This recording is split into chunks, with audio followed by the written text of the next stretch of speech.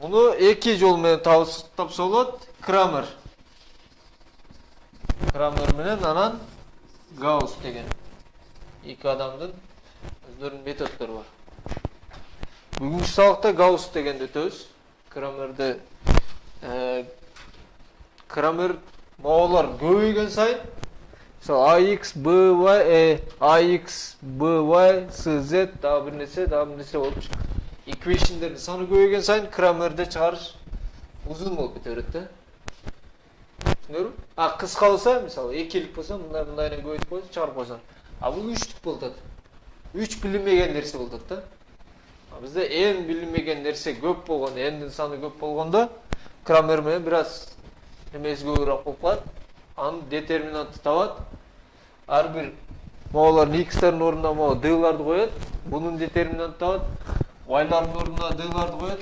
Детерминант c-лардын ордуна, z-тердин ордуна d-ларды коюп туруп, детерминантты табат дагы ар бирине бөлүп койсо, туш-тушуна. Ушундай x, y, z-тер баары чыгып калат да.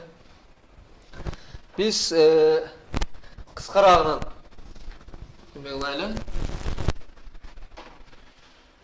Так, мисалда. Эми Гаусс кандай кылыш керек? Гаусстун немесин көрсөтүп коеюн бир. Логикасын көрсөтүп коелу. Басып койсоң. Тамам. Так.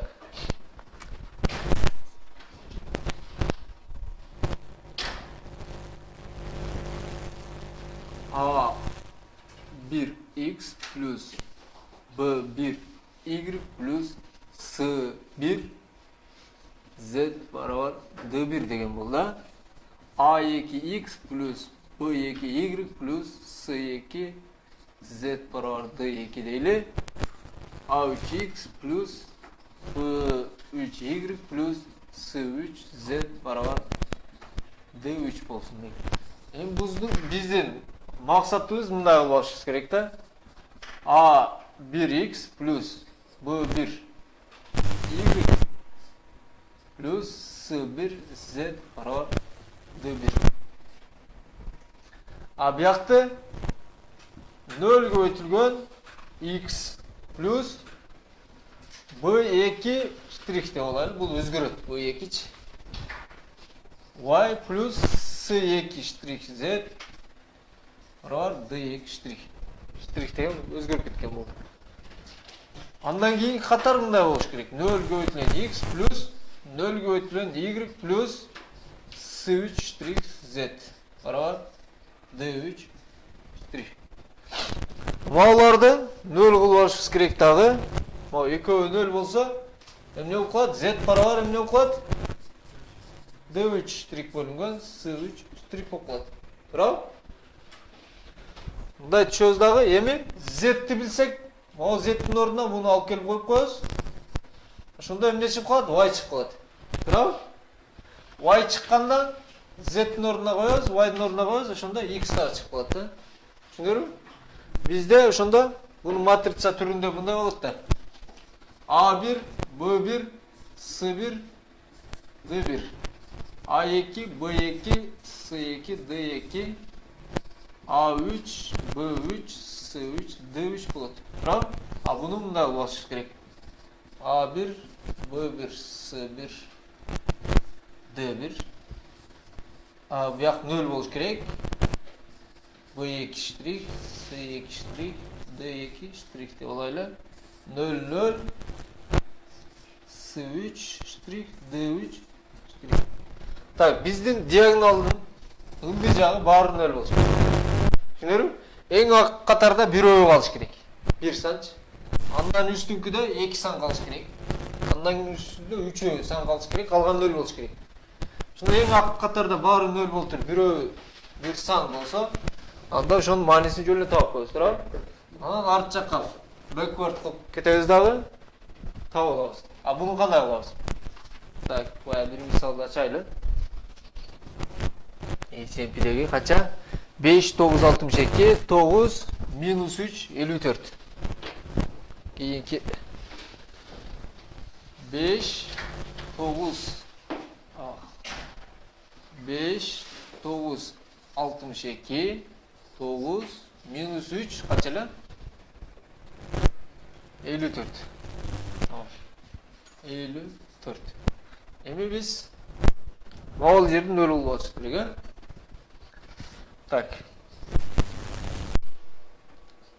5, 9, 62. Мында вот так 5x плюс шундай плюс 62 z деп коелу, э? Бул 9x минус 3y плюс 54 z. Tamam. Эми могул жерди 0 кылып алыш үчүн бул үстүнкү шуга окшош, бирок минус 9га кошуп коюшубуз керек экөөнчү. Дагы бир equation таап алышыбыз керек. Минус 9 болуш керек бул жерчи. Түшүнүрбү? Ал equation'ды кандай кылып алабыз? Үстүнкүгө канчаны көбөйтсөк минус 9 болот. Мого. Минус 9x. Минус 9 бөлүнгөн 5ке көбөйтсөк минус 9x болуп калат да, туурабы? Ошондо бул туруп турсун, эми ылдый жагына мынаны минус 9 бөлүнгөн 5ке көбөйтүп жазып алабыз мынанычы, полночь. Минус 9 бөлүнгөн 5x көбөйтүлгөн 5. Ошондо минус 9 болуп калат, cancel болуп. Туурабы? Биягы канча болуп калат? Минус 81 бөлүнгөн 5 y болуп калат, туурабы? А бул жагы канча болуп калат? 62-ні 9-ға көбөйтөбүз. Көбөйтүлгөн 9 бөлүнгөн 5 z минус депчи. Туурабы? Эми бул экөөнү кошуп койсок, эмне болуп калат? Могу экөөнү кошуп койсокчу. Жаңы бир equation чыгат да. Могу канча болот? X'тар 0 болот, туурабы? 0x. Эми буну кошсок канча болот? 81 бөлүнгөн 5. Так, кошсок 15. Экөөнү кошсок 15 96. 6 бөлүнгөн 5 y барабар эмес. Эмне болот? Бул бияк бетинде тура берет, мына сызык болупчу. Бияк бет. Так, 96 биягы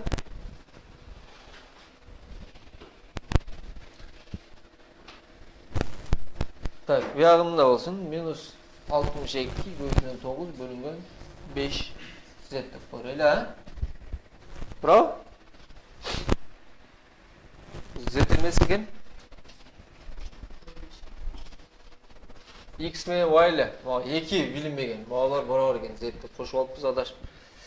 Так, башынан баштайлы. 9, 5, 9, 62, 9, минус 3, 54. Кейинги бет көтөрүлү. 5, 9, 62, 9, минус 3, 54.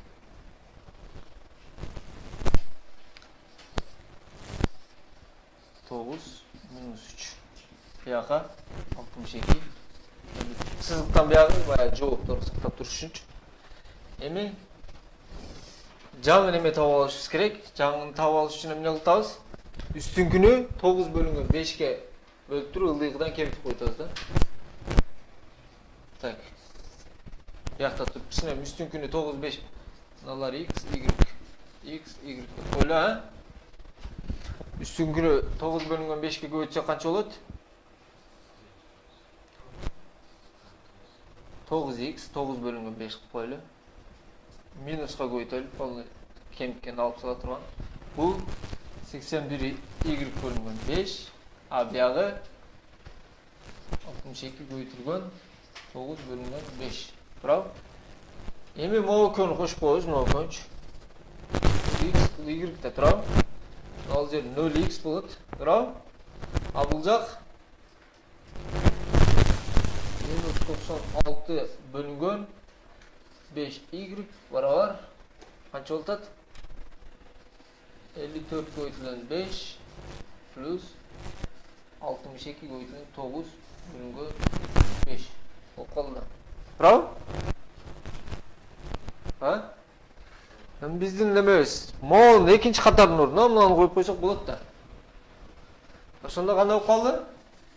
5 9 62 0 96 bölüнгөн 5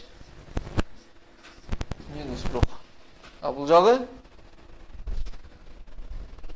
Мына минус, а? Азыр. Правильно? Канча? 54 көйтүлгөн 5 минус 62 көйтүлгөн 9 бөлүнгөн 5. Бизде ошондо мен бул жагы 0 болду. Правильно? Кандай кылалы жабы? Бул жак y, туурабы? Y x. Ошондо ушунча y барабар буга барабар болсо, y барабар канчага барабар? Бул жакта чыгарып коебуз. Y барабар 5 cancel болуп кетет. 54'tü 5'e koyuyoruz.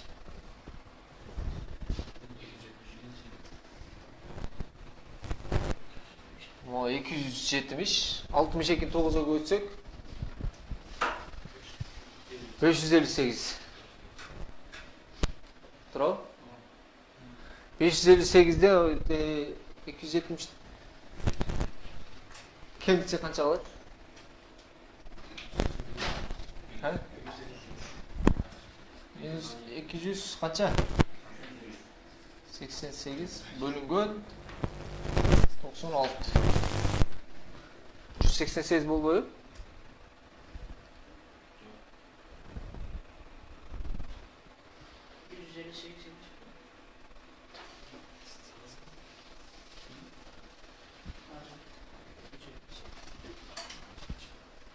%70. Bravo.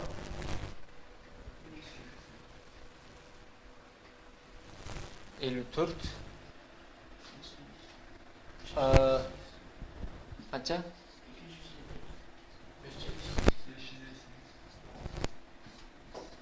İki.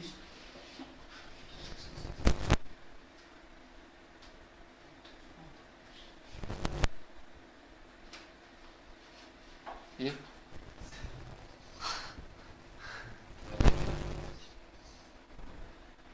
Dağılayla. 8. 8. 288 bölümü 96. Kaça çıkat? Minus 3 bokla. Şunda Эми моунун ордуна минус 3'tü коюп коебуз. 27 минус 27 бияка өтсөк канча калат? 127 болот дагы 89 болуп калат.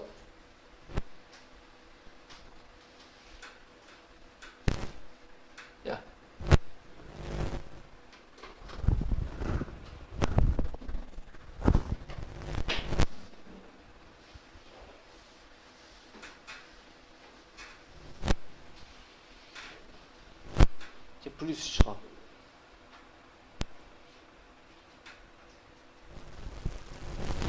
Болсо 27'nin кемсе канча калат?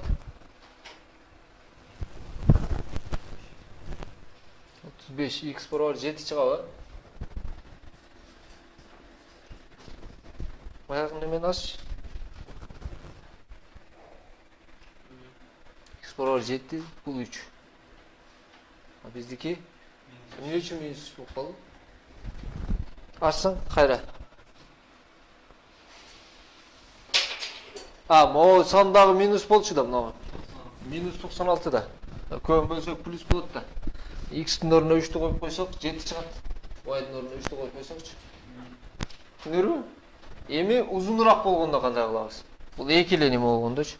Узунураакты 3 орундугун алайлы нар жактан. Так, көчүрөлү мага.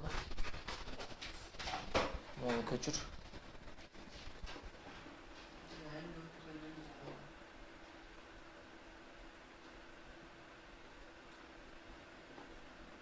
Tamam, açıp Ошко ушул жерден эле иштебесек боло берет да туурабы? Так, бул жакта биринчи могул жактарды нөл кылышыбыз керек, биринчичи. Могул катарды. Кантип нөл кылабыз? Мынаны эмне кылабыз? Могулга биринчи бул негизи эле нөл экен, бул түрө берет. Эми бул өзү нөл болсо, будан эмнени кемитишибиз керек? Үстүнкүнү нөлгө көбөйттүрүп кемитишибиз керек да. Нөлдү жетиге көчүрүп нөл, экөөнү кошуп койсок кайра нөл да. Туурабы? А бул 3 болуп турат. 3x да булчу. Эми буну нөл кылыш үчүн эмне кылышыбыз керек? О жогорудагыдан кантип 3 чыгарабыз? Буну 3 бөлүнгөн 7ге көбөйтөбүз. Туурабы? Баарынчы. Анан баарын көбөйтүп туруп, бул экөөнүн баарын кошуп коебуз. Мына 9-ду 3 бөлүнгөн 7ге, 1-ди 3 бөлүнгөн 7ге, 2-ни 3 бөлүнгөн 7ге. Түшүнүңөрбү? Көбөйтүп туруп анан могуну көбөйгөн санды мына жерге коебуз, экөөнү кошуп туруп, ордуна буну коюп койсок, эң биринчиси нөл болот, калганы бир сан болуп кетет. Туурабы? Эң үстүнкүсү тура берет, мындай болупчу. Кийинки экөөнүн биринчилери нөл, калгандары сан болуп калат. Түшүнүңөрбү? Эми мына экинчинин мунасын нөл кылышыбыз керек, туурабы? Буга эмнени коюшубуз керек? Эгерде мына минус 3 болуп турат го, муну нөл кылыш үчүн мына минус 9га эмне кылышыбыз керек? 3кө бөлүшүбүз керек, туурабы? Минус 9-ду 3кө бөлүп туруп, 9га бөлүп койсок 3 чыгат. Бирок мына 7-ни дагы ошентип полный мына катардын баарына коюшубуз керек да, өзгөрүп кетпеш үчүнчү. Кошуп туруп экөөнү кошкондо мына нөл кылдык го мурунчу. Бул кайра бир сан болуп калат да. Түшүнүңөрбү? Кайра сан болбош үчүн бир санга эмнени көбөйтсөң дагы ордундай алмашпай тура бере турган эмне болуш керек? Мына нөл. Нөлгө кайсы санды көбөйтсөң дагы кайра нөл болуп тура берет. Бул нөлдү кошсоң дагы кайра нөл болуп тура берет. Түшүнүңөрбү? Ошондо эмне кылабыз? Могу санга көбөйтөбүз. Андан экинчи сангачы. Себеби бунун биринчиси нөл, калган санда. Түшүнүңөрбү? Үстүнкүсүнө көбөйтө алсак, могу жерди нөл кылдык го. Бул кайра сан болуп калат да, болбой калат. Эң биринчи, эң үстүнкү катардагыга неме кылып туруп көбөйтөбүз. Андан кийин экинчи катарды табыш үчүн могу экинчи санга көбөйтөбүз. Үчүнчү катарды табыш үчүн үчүнчү санга көбөйтөбүз. Ошентип кетебиз. Эгерде ачпагам. Мындай бир жөнөкөйрөөк мисал жазып көрсөтсөм болбой калат. Мындай болсун, 2x плюс 1y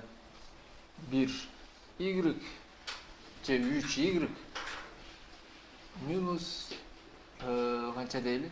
Z. Барабар, баарын 1 деп алайлычы. 1 боло турган болсо канча чыгат? 4 чыгат, а? 3x плюс y минус бул да плюс болсун. Канча дейли? 3z. Барабар канча? 7. Бул жер 4x плюс 2y плюс 2z барабар канча? 8. Жообун билебиз. Y дагы x дагы z дагы 1 чыгат дейли. Бизге оңойраак чыгыш үчүнчү. Муну кандай кылабыз?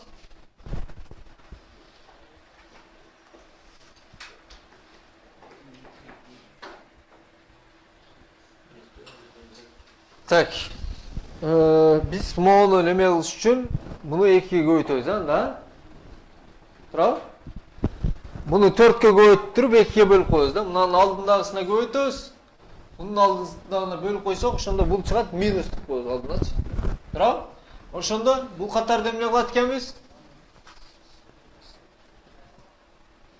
4 минус. Могу катарга буну алып туруп Bunu qanchaga ko'ytamiz? Baарын -2 ko'yib turib, buga qo'shib qo'yamiz bunaqachi. Bu o'ztirish 2x plus 3y minus z baravar 4 deyli, ha? Ikkinchisini chiqaraylik biz, ham uchinchisini yozaylik. Uchinchisini yozganda -2 qo'yamiz, ha? -2 qo'ysa qancha bo'ladi? Mol -2 qo'ysak 4x, o'koni qo'shsak 0. To'g'ri? Buni -2 qo'ysa qancha? -6, o'koni qo'shsak -4y.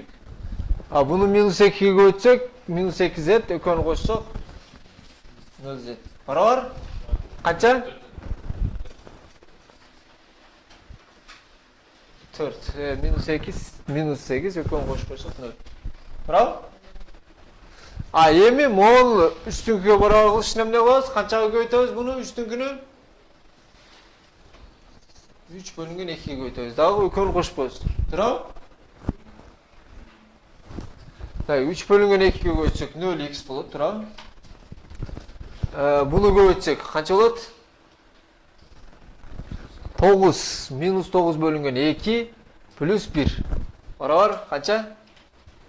-7 bo'lingan 2y bo'lib qoladi. To'g'ri? Tak, minus qo'ysak plus bo'lib ketadi. O'koni qo'shib qo'ysak 9 bo'lingan 2 z. Baravar? Tak. -6, 7, 1 bo'lib qoladi. To'g'ri? Shundaymi?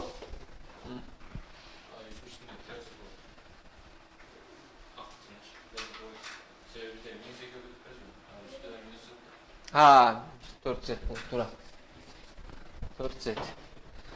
Yemi biz molni nol qilishimiz kerak-da, to'g'ri? Endi-chi? Bunday bo'ldi-da. Bu nol qilish uchun biz qanchaga ko'yib, qaysinisini ko'yib turib qo'shamiz.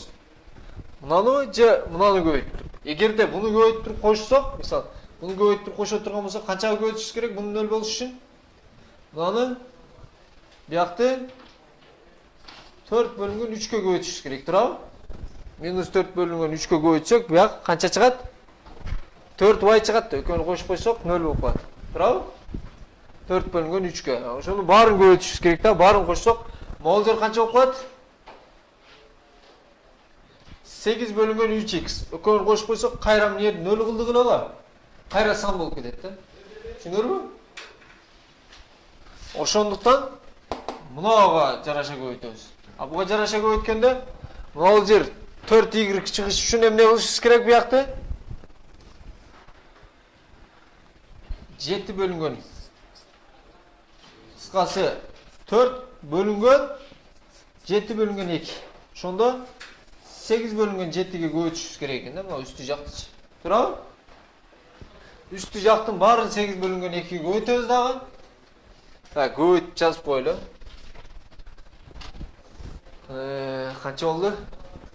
2x plus 3y minus z baravar 4 bo'ldi. Bu yoqda 0x buni yozmaylik o'yla 0x debchi. Minus 7 bo'lingan 2y plus qancha?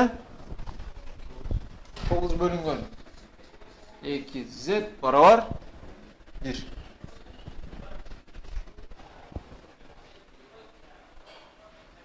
Hozir nol chiqadi.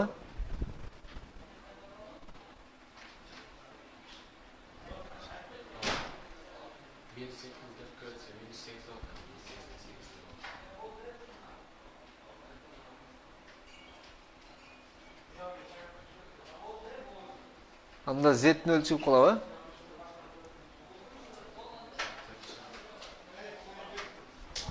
Ha, bu yoqda qayra qo'shganda bir san qayra paydo bo'lib qoldi-da. To'g'ri. Tak, yemi bu yoqda qanchaga qo'yib turgan bo'ldik? 8 bo'lingan 7 ga qo'yib turgan bo'ldik, ha?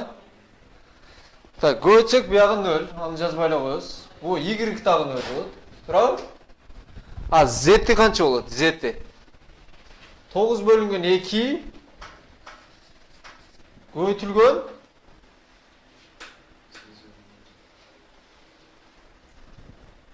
8 bo'lingan 7 плюс қанша? 4. Z болып қатты бұяқ. Тұрау? Ошондо эмне болот?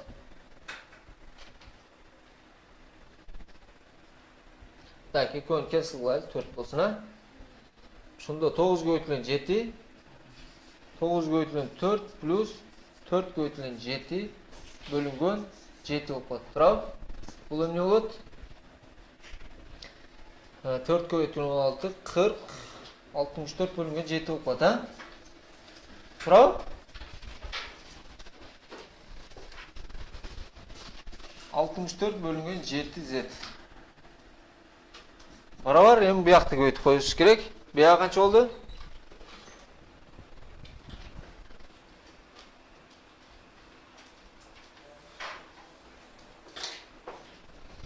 Туура эле чыкты өзү. 64 бөлүнгөн 7 деп көп чыгып калбадыбы? 8 бөлүнгөн 7. 8. Сонда Z барабар. Z барабар канча? 8. Же 1 бөлүнгөн 8 болуп калды. 1 бөлүнгөн 8 болуп калды. Андай чыкпаш керек, бир жерде ката жазып алыппыз бизчи. Кайсы жерде ката болуп калды?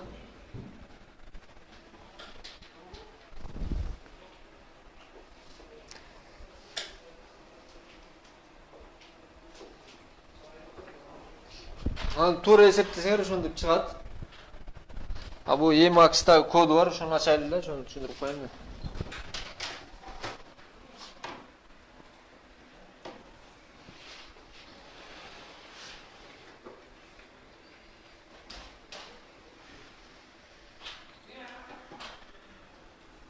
Sure.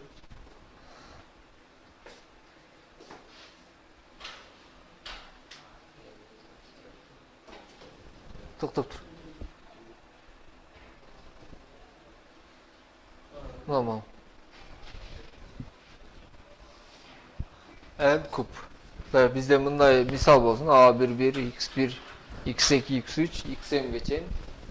Буягы ылдыга карап NM'ге кетет. Матрицачы.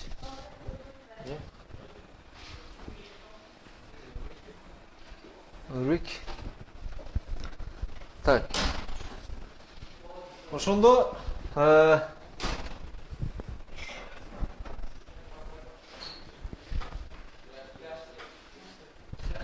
так, n деген бияктын мына неменин узундугу row болуп калган. M деген колумдун узундугу. Так, ошондо биринчи integer where m минус m белгисиз немени табышыбыз керек. Туурабы? m3, x1, x2, x3, m-дичи. Ошондо where деп неме сактанат запись кылат. Баары минус 1 деп коюп туруп. Колум row 0дон баштайт плюс плюс. Cell row. Cell барабар row. Канчанчы row'да турабыз азырчы. Түшүнөрбү? Эң биринчи row'ду алабыз. Бул жерде мындай болуп калышы мүмкүн да. Мисалы 0x плюс 3 2y плюс да бир нерсе, мисалы 3x плюс 4y мындай болуп калышы мүмкүн. Буякты эч качан могул жерде мону колдонуп 0 кыла албайбыз да. 0 кыла албайбыз. Эмне болуш керек? Могул жерде минус 3 чыгара албайбыз. Канчага көбөйтсөң дагычы. Туурабы? Ошон үчүн ABS кылып туруп эң чоңу менен могу экөөнүн местасын алмаштырып койсоң айырмасы жок да. Местасынчы. Могул жерде экөөнүн местасын алмаштырган. Эң чоң табат. Эгерде AI'ден бул чоң боло турган болсо, ABS'ин алып турупчу. Cell. Кайсын select танда, кайсын тандайм деп койду да. Эгерде бул 0га барабар болуп турган болсо, continue деп койду. Баягы жер. Epsilon деген 0. 0 бүтүн бир нерсе почти 0га барабар боло турган болсо, continue дейт. Эгерде 0га барабар эмес болсо, анда эмне? Баягы cell. Ошол row'догу менен, азыр турган row менен алмаштыра турган row'дун барын колумдарын алмаштырып чыгыш керек. Туурабы? Swap cell менен row'дун айынчыларын алмаштырып коюш керек. Түшүнөрбү? Where column барабар row. Так.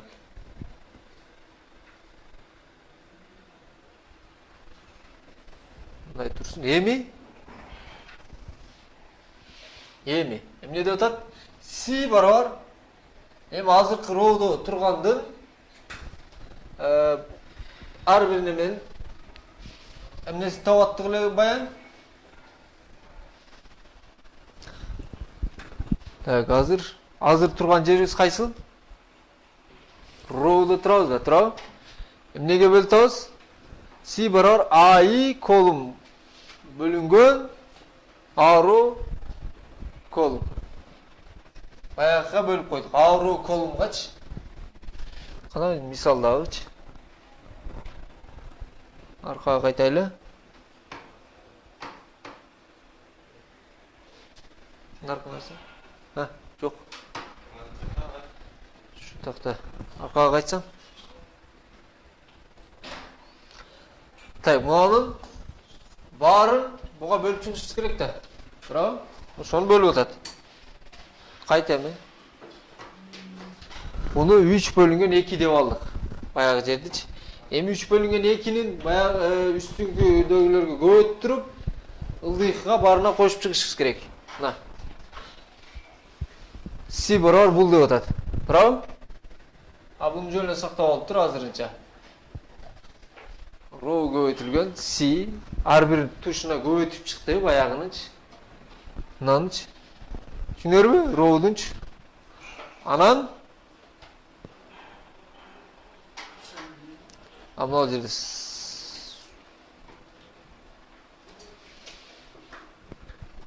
answer барабар. Мындай.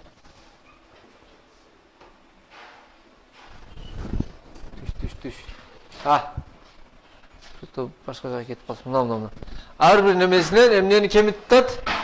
A row J көбөйтүлгөн C.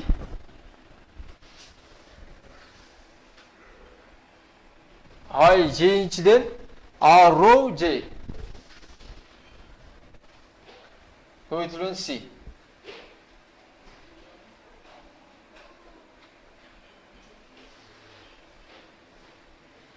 Түшүнүрбү?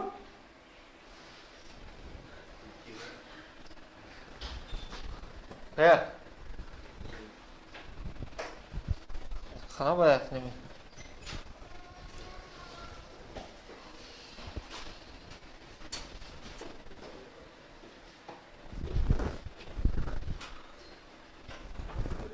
Так. AX плюс B1 Y плюс S1 барабар несі? S1 Şey барабар S1 деп коелу, барабар S1 A2X плюс B2Y плюс барабар S2 деп коелу. Эми биз эмне кылышыбыз керек? Мынал жерин нөл кылышыбыз керек да. Туурабы? Бул жерин нөл кылыш үчүн эмне кылтабыз? Үстүңкүнү A2 көбөйтүрүп, A1ге бөлүп минус кылтабыз да, туурабы? Мынанычы. Туурабы? Анан буга кошутабыз. Бул деген эмне ошондо? A2 минус A2 көбөйтүлгөн A1 A2 көбөйтүлгөн A1 көбөйтүлгөн A1 деп атабыз да, туурабы? Ошондо монун ар бирин бияка көбөйтүп атабыз. Туурабы? Анан булардан мауну кемитип койтабыз. Ал жерде C барабар AI. Так, I бөлүнгөн A row. I-нчи нөлдөн баштап туруп, немеге чейин? I-ж N-ге чейин. Бул колум M-ге чейин. I row колум. Ар бир row'ду C-ге көбөйтүп туруп, C деген мынау да. Right? Мынау C. Сонда әрбірің C деген бұл болса, бұл деген қайсы? Бұл деген мынау. Тұрау? Әрбірі мынауға көбейтіп тұрып, әмне A, I, J-ден кемітіп атады. Мынаудан кемітіп атады. Тұрау? Емі бұны бұға көбейтіп тұрып, мынаудан кемітеді. А бұны бұға көбейтіп тұрып, бұдан кемітеді. С-дан. Түсінер ме? Ошат, жыл, баяғы матрица. Мұндай 4-3 матрица болса, ылды жағы бары 0 болып қалады. Бұяқтары сан болып қалады. Анан 0 болып бүткенден кейін емне? Бұяқта уже қайра арқаға қайтады. Жоғыры шығып қойын кішіне.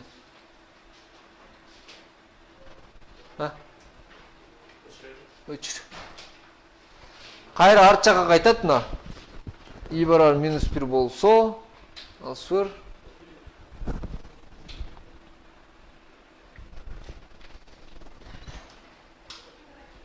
G барар 0-ден M'ге чейін деп тұрып, баяғы жерлерде M'неге ансвер G-нчіға A, I, J-ні көйттір суммаға қоштаттағы.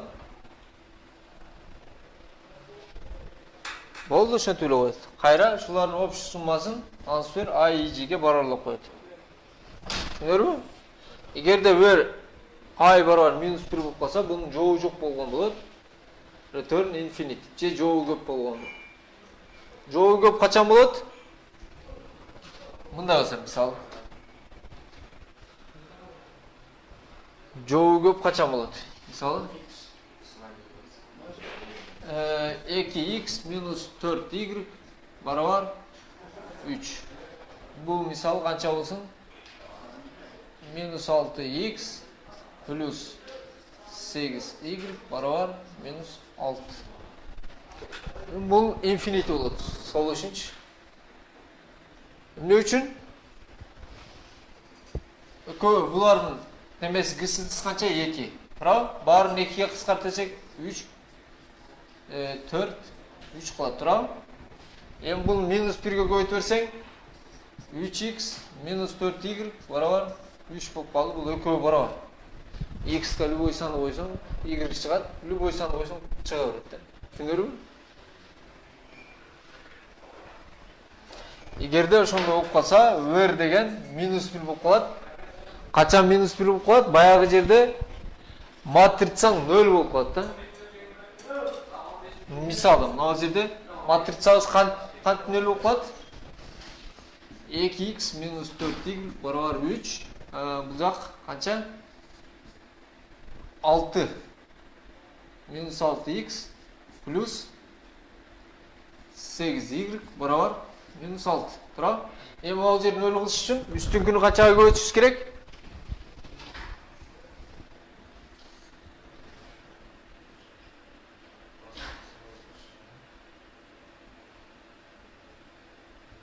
Ama 3x'ten ne oldu? 3x. Tamam. 2'ye ötüyoruz da turalım. 2'ye ötsek kaç oldu? 6x ökön koşsak 0 oldu. Bunu 2'ye ötüyoruz minus 8 ökön koşsak kayran 0 oldu. Bunu ötüyoruz. Bunlar 0 oldu. Turalım. Şimdi bizim matricamız bunday bolmay kaldı da. Нар жаққа да 0 болып қалды.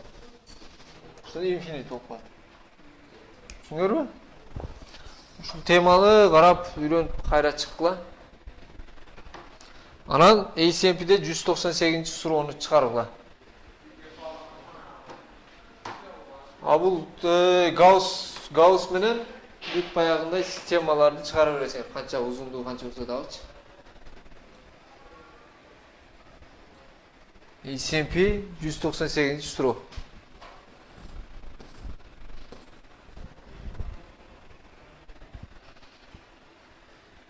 Бол, сауық бүтті. Сұрау жоқ.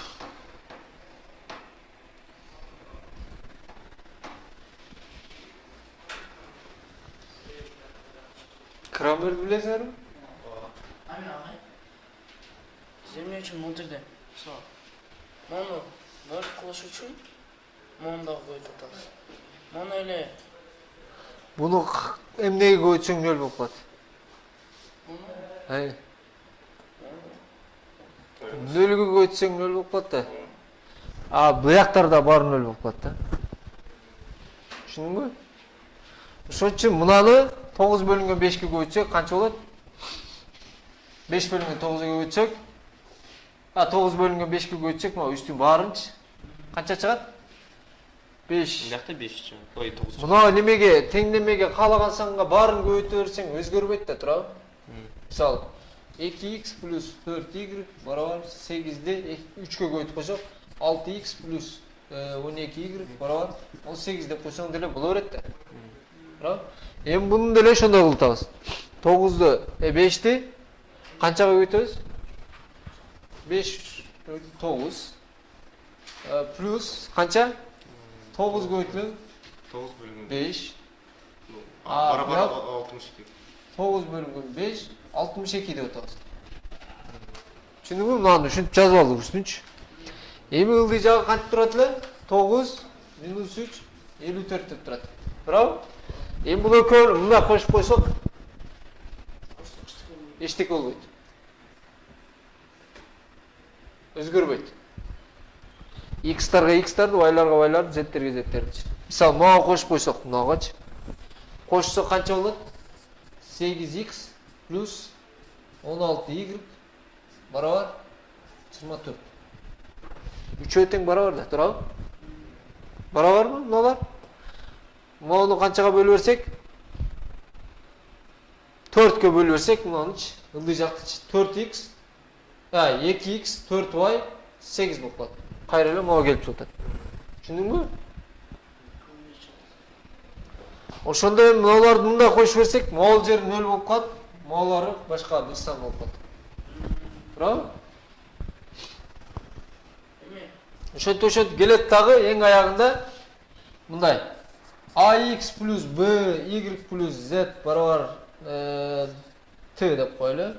А биягы b1 y плюс z1 z барабар дагы t1 деп коелу. А биягы z кыскасы мындай болуп калат. Ошондо z-ти табасың, z-тин ордуна коесуң, y-ни табасың, y z-тин ордуна коесуң, аны таап коесуң. Аяк жерге таап түшүп туруп, кайра жогору чыгып кетесиң да, аркагачы. Мына бул жерде. Табай.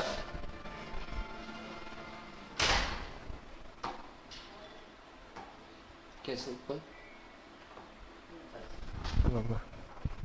Onu üstte gene. Şu üstünü cevap baktın ama aç.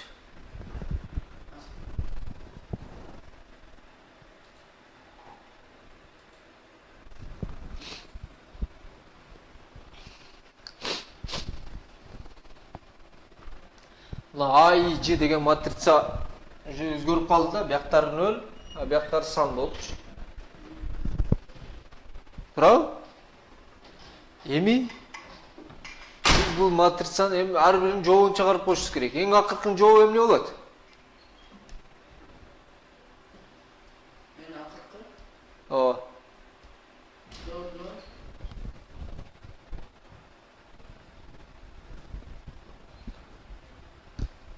Мына.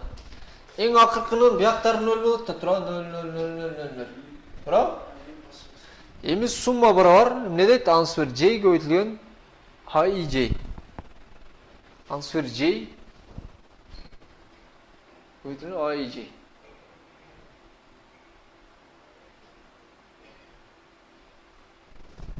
Ал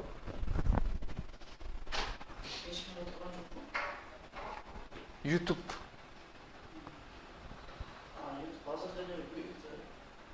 Тоқтатып қойма. Стоп қой.